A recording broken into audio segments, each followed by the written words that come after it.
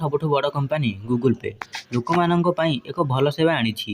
ଏହି ସେବାରେ ସାଧାରଣ ଲୋକଙ୍କ ଛୋଟ ଆବଶ୍ୟକତାକୁ ପୂରଣ କରିବା ପାଇଁ ଗୁଗୁଲ୍ ଏହାର payment app system Google Pay ମାଧ୍ୟମରେ ଆରମ୍ଭ କରିଛି।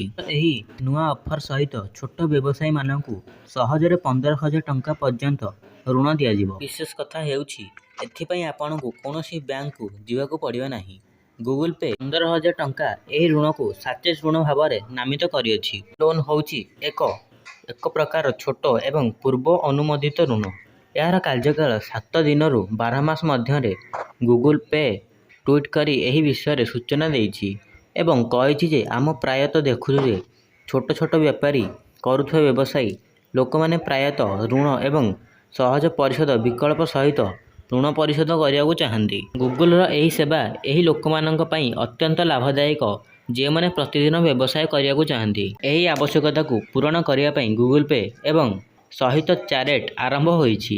ଏଥିରେ 15,000 ଟଙ୍କା ଉପଲବ୍ଧ ହେବ ଏବଂ ଏହାକୁ 11 ଟଙ୍କା ସହଜ କିସ୍ତିରେ ଫେରସ୍ତ କରାଯାଇପାରିବ। ଗୁଗୁଲ୍ର ଏହି ସେବା ସେହି ଲୋକଙ୍କ ପାଇଁ ଅତ୍ୟନ୍ତ ଲାଭଦାୟକ ହେବ ଯେଉଁମାନେ ପ୍ରତିଦିନ ବ୍ୟବସାୟ କରିବାକୁ ଚାହୁଁଛନ୍ତି ଏବଂ ପ୍ରତିଦିନ ଋଣ ପରିଶୋଧ କରିବାକୁ ଚାହୁଁଛନ୍ତି।